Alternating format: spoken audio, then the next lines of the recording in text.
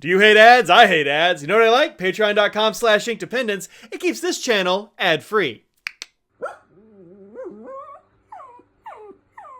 Hello folks, welcome to Ink Dependence. I'm Mike, and this is Dominant Industries' Pearl series Sunset, or Sunset Pearl, or number 020, whatever you're feeling.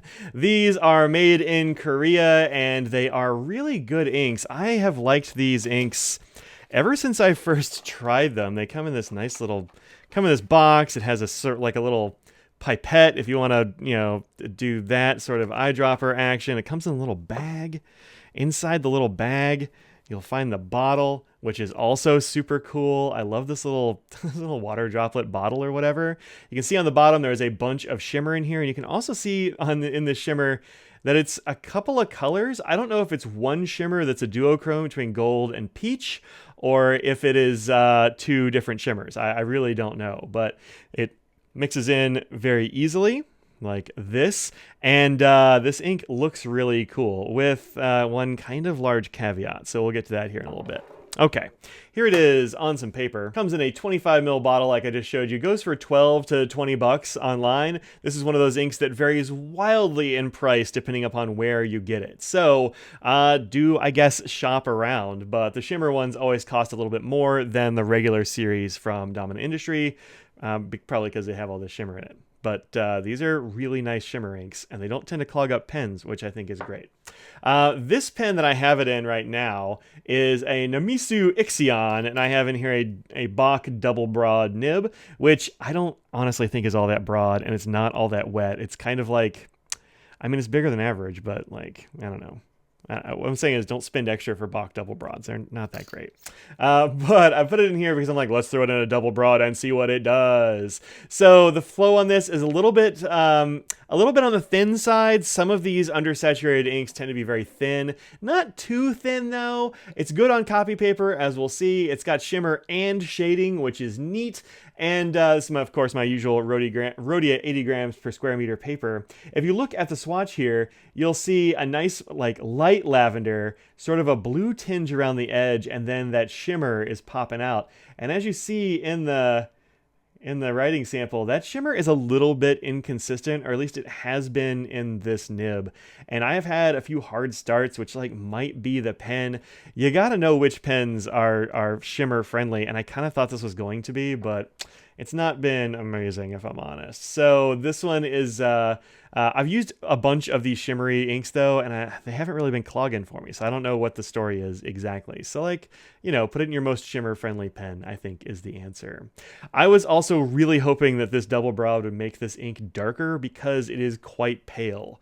As you can see on the page here, it's got a lot of paleness going on, and it's a little bit too light for me to think that it's easily readable, which is too bad because I got a whole bottle of it. But it looks so darn good in swatches, and on some papers, this ink is really nice. I don't think it's great on these coated papers like Rhodia, and we'll see some more of these in the future. The future of this very video, so stick around. So let's do our water drop test, see how this does with a little bit of water on it. We'll look at it in chromatography. We'll look at it next to some other inks of this ilk. Oh, I forgot to put dots on this chromatography. I think it'll be okay. Or dots on this water test. Look at it on a bunch of different papers. You know the drill. All right. Yeah, it's not looking great. It's looking like there's nothing underneath this water. We'll see what happens when I blot it up.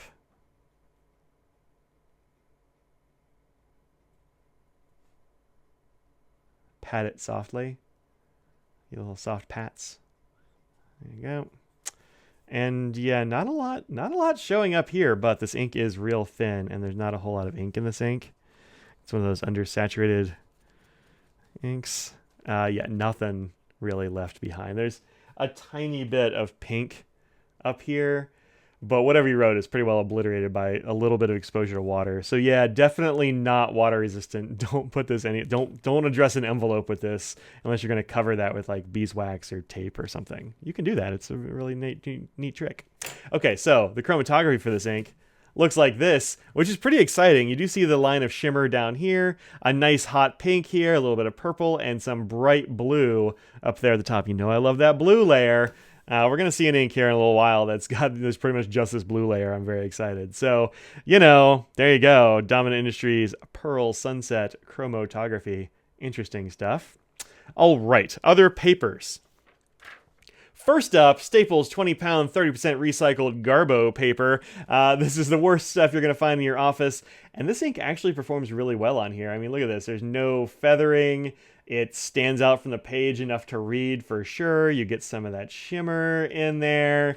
And it doesn't really bleed through. There's a few little dots here and there, but this is very good performance for a double broad nib on trash paper. So if you just want to use trash tier paper, but you want to have a shimmery undersaturated ink, this might be the one for you. It's really nice on this paper.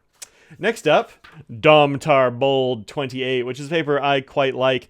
This is interesting. So I don't really like this ink on this paper. I think the camera, as I'm looking at it, is accentuating the color of this more than you get in real life. It's a bit more pale in real life, and I don't love it. It is readable, but you can see as I go, it gets lighter and lighter, and the shimmer tends to be in kind of like, you can see it in particular places. So up here, a bunch in neighborhood, a few bits here like the P and exploded, and the O and the N here, and like up here, and then down here you see a tinge of shimmer occasionally, but it gets occasional. So yeah, I don't really love it on this paper. Then here it is on Tomoe River. This is a Galen Leather Co. everyday book. This is the original Tomoe River, and there you have it.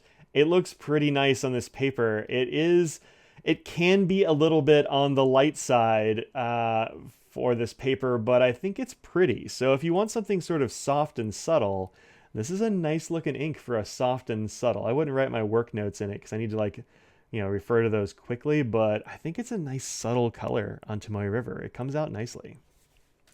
Lastly, we have our wheat straw paper, my Inky Fingers currently inked book, and it is up here. And I think it's fine. It's still kind of soft, but I don't know. Something about it's just not blowing my doors off. I don't really know why. You do get a little bit more shimmer. Seeing some more shimmer there. And maybe that's because there's a little bit of drag on this uncoated paper. It could be. And so it's dragging more shimmer out. I don't really know how shimmer works in ink. I don't know why it's in some places and not others.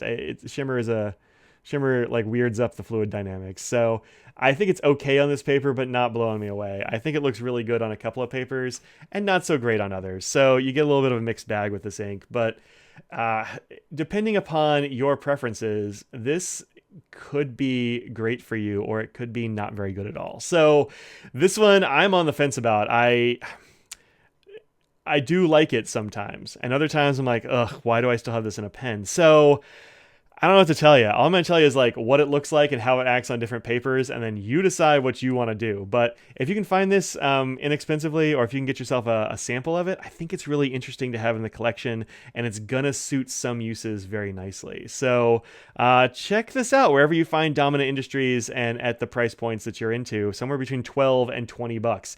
Big range. So thanks for watching. You will see me in another video soon, I'm sure. Hit that like, follow, subscribe, hit the bell, leave a comment telling me if you like these undersaturated inks and what you use them for, because I'm always curious about that. And that's it. Peace out.